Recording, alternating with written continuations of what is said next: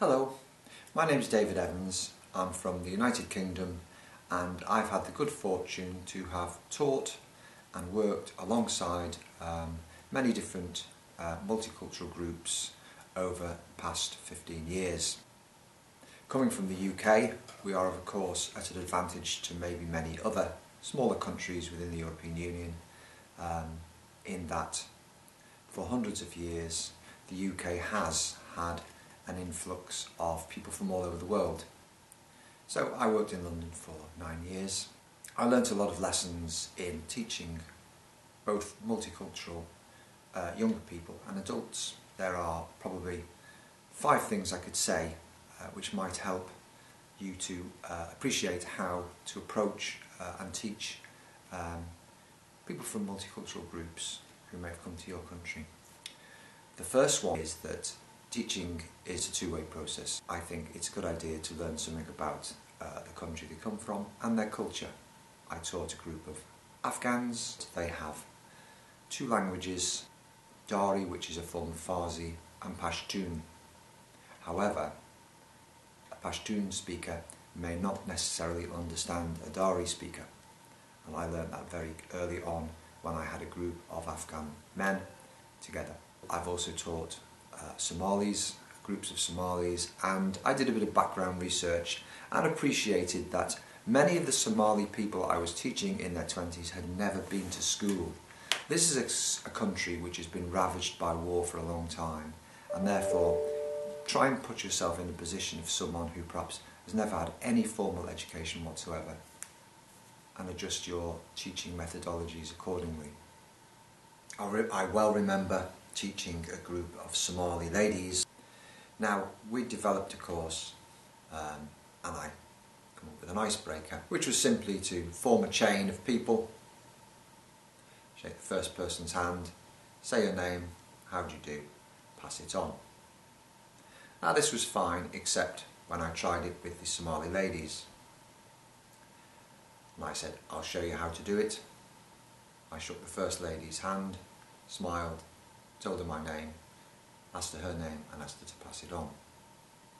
The Somali ladies then formed a huddle and had a discussion, and the spokesman came back a few minutes later and said, she's not allowed to shake your hand and she's certainly not allowed to look you in the eye, which I hadn't appreciated of course, but they pointed out to me I've just broken their cultural norm.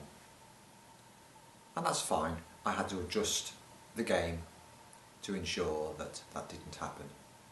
One of the things I do notice about when you are teaching multicultural groups, they're very attentive, they're very polite, they smile. Don't misinterpret that as that they are understanding you.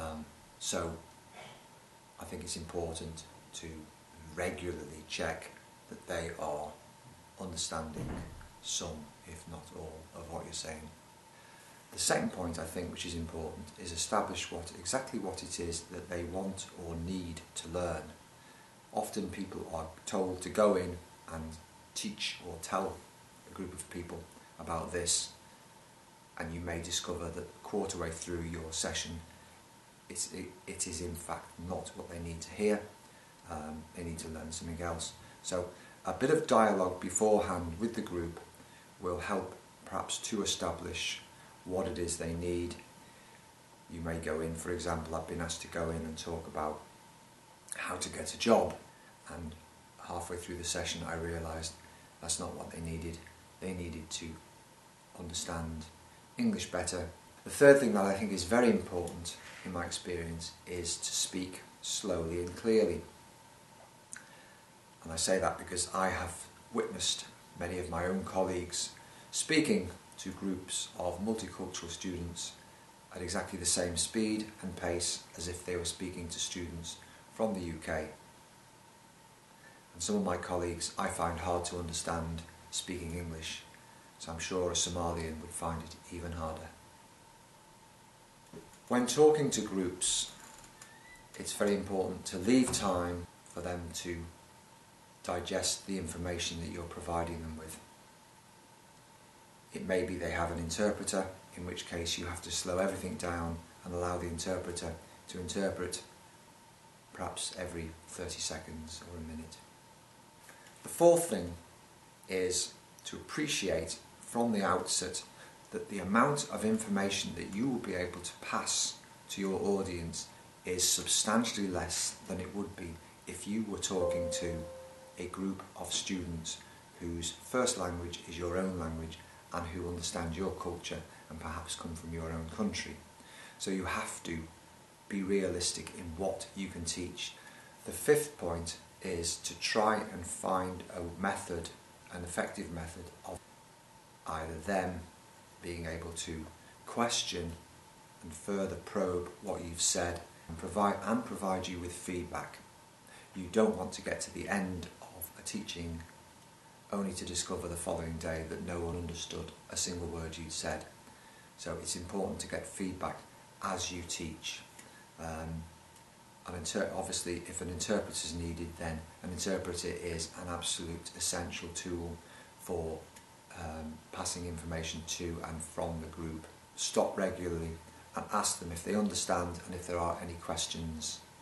Now, some cultures may not naturally want to ask questions, in which case then you may be able to devise a way at the end of the lesson for them to give feedback, maybe a very simple evaluation form